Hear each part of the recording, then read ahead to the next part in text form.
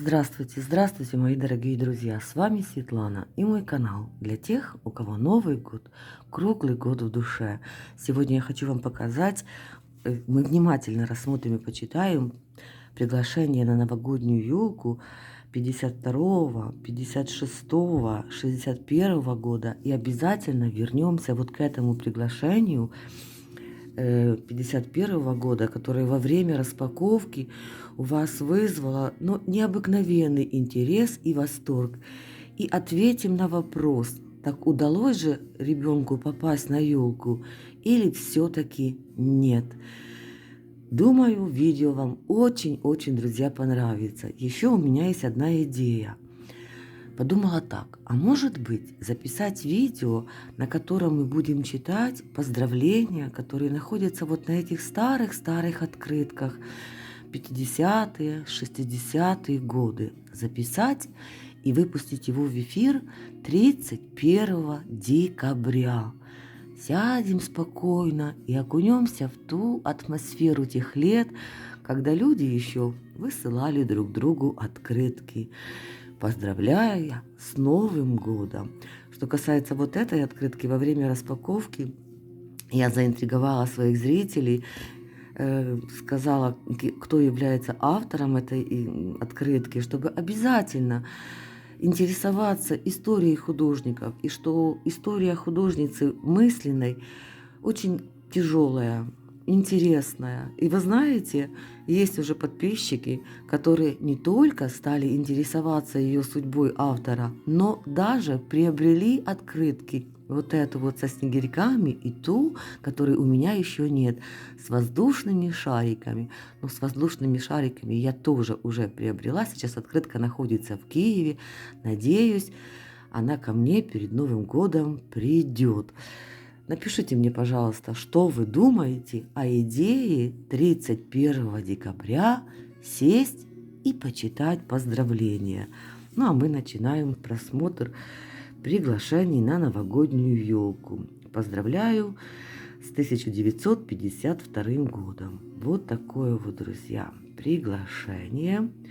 Куда же приглашают? С Новым годом Сталинградский областной профессиональный союз приглашает тебя на новогоднюю елку в драмтеатр имени Максима Горького. Вот такое вот приглашение, раскладыш. Открываем.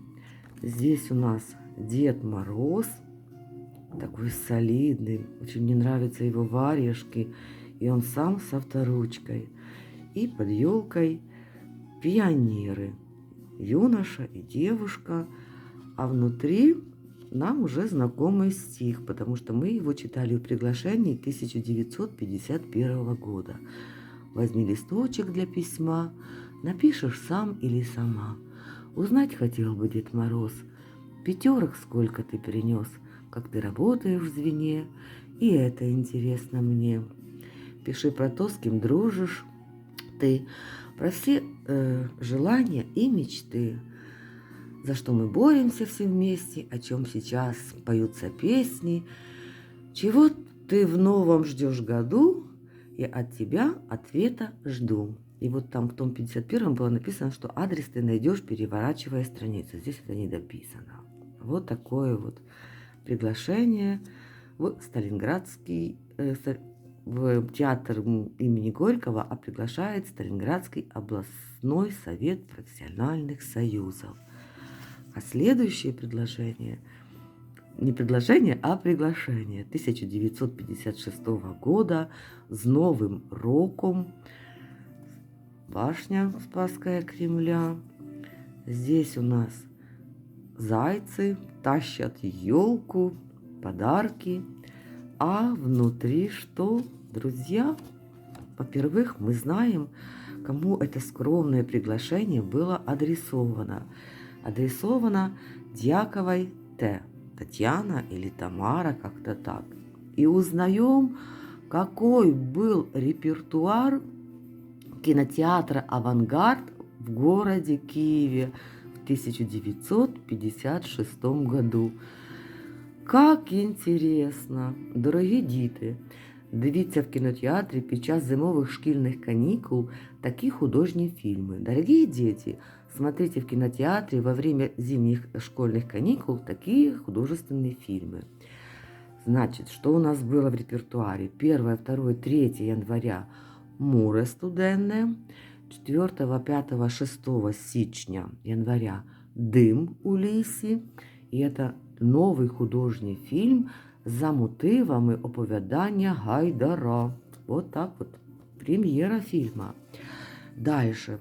7-8 января 1956 года дети в городе Киеве могли посмотреть фильм «Коли наступає вечір», «Когда наступает вечер».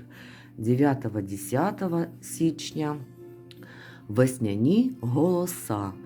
Також новий художній фільм, новий художественный фильм «Весенние голоса».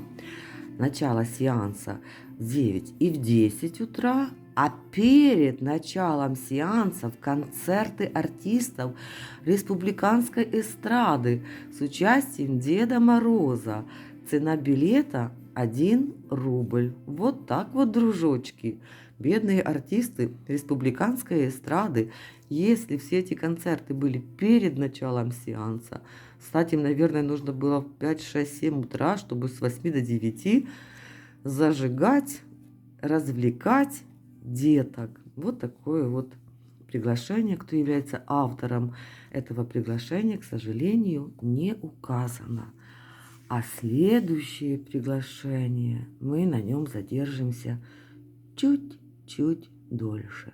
З Новим роком, друзі, тоже украинское приглашение. С Новым годом, друзья!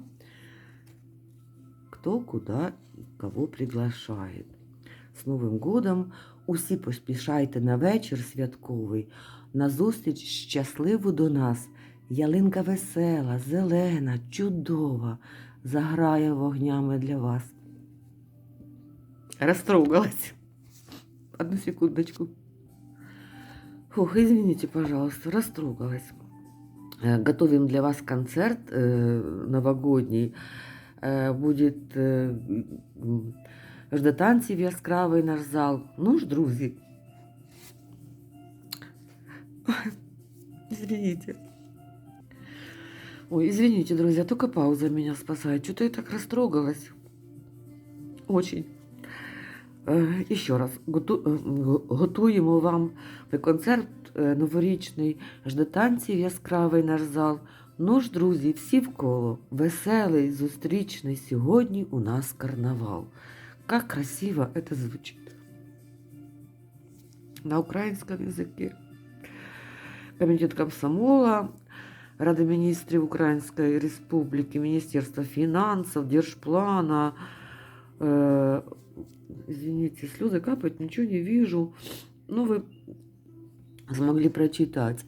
И в программе вечера, что нас ждет? Концерт желаний, аттракционы, аукционы, новогодняя лотерея, конкурс на самое лучшее исполнение танца, песни и стиха. Играет эстрадный оркестр, и, значит, новогодний бал состоится 29 грудня 1961 року о 19 годині. Адреса вулиця Жовтневої Революції, 7. Новогодний бал состоится 29 декабря 1961 года в 19:00. И вот адрес Октябрьской революции. И что вот здесь самое интересное было для меня? То, к чему я вас призываю. Не просто читайте, кто художник. Вот почитали Р.М. Багаутдинов и забыли. Мне эта фамилия ни о чем не говорила. Но я же человек любопытный, и вот что я узнала, что это Рафаэль Махмутович Багаутдинов, украинский художник, который родился в 1931 году в Казани, в России, а в 1937 году его семья, мама и папа были подвергнуты репрессиям. Папа был расстрелян в 1937 году, мама попала в лагеря на все 15 лет, где и потеряла рассудок. А вот шестилетнего Рафаэля в 1937 году и его старшего брата, кстати, его старший брат, который родился в 1927 году, Рэм, он тоже впоследствии стал художником. Так вот, их ребятушки, их двух мальчиков, Рафаэля и Рема, отправили в колонию врагов народа. И эта колония находилась в Украине, в Кировограде, а ныне этот город называется Крапивницкий. Вот такая вот судьба, вот за таким вот скромным художник Р.М. Багаутдинов. Вот так вот. Кстати, оказывается, это единственный в Украине художник, который имеет за границей в Париже свою художественную персональную галерею.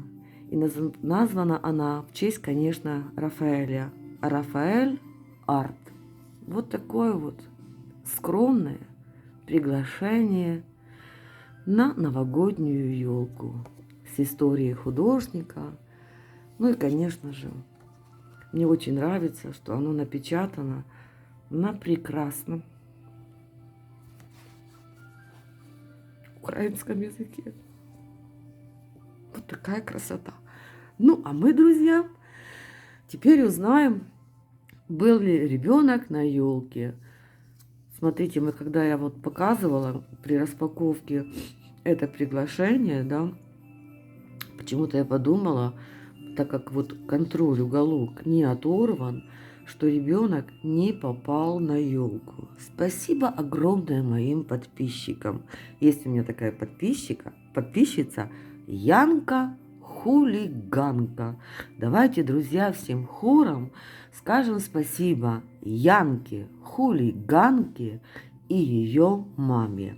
Яна мне написала, что ребенок попал на елку. Смотрите, уголок контрольный надорван. Действительно, помните, как билеты вот так вот их надрывали, когда мы приходили в кинотеатр или куда-то? А вовнутри следующий уголок оторван. Я говорю, да вы что? Вот здесь вот перфорация. И пишу Янке Хулиганке. Все, я мчусь в интернет.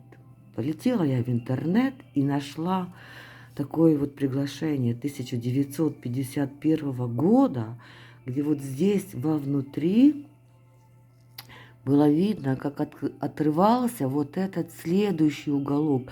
Здесь вот по перфорации остались вот остатки вот такие вот голубенького картона. И теперь мы знаем, что таких вот треугольничков, уголков было два.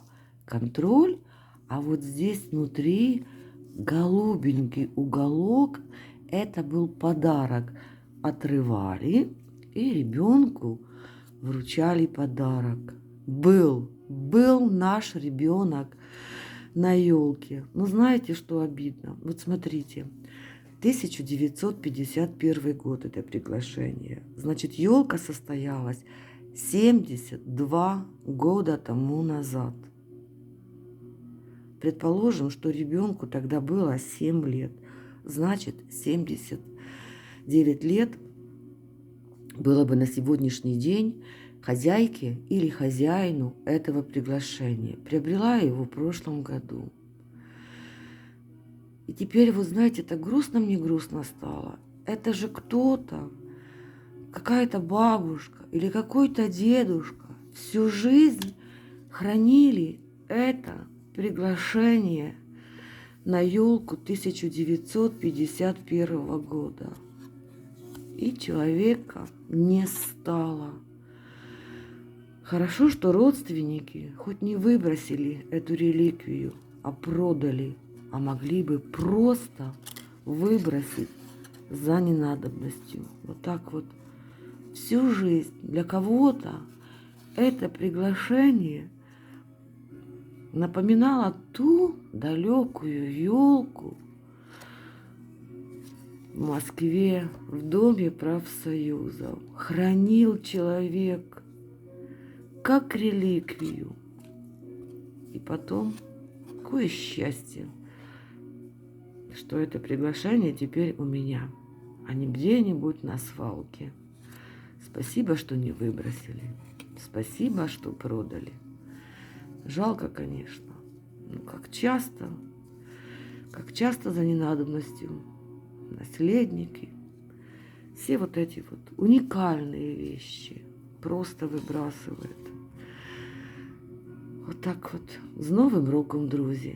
Совсем-совсем. Скорый год. Новый год. И мы закружимся. Все поспешим на вечер праздничный, на встречу счастливую для нас.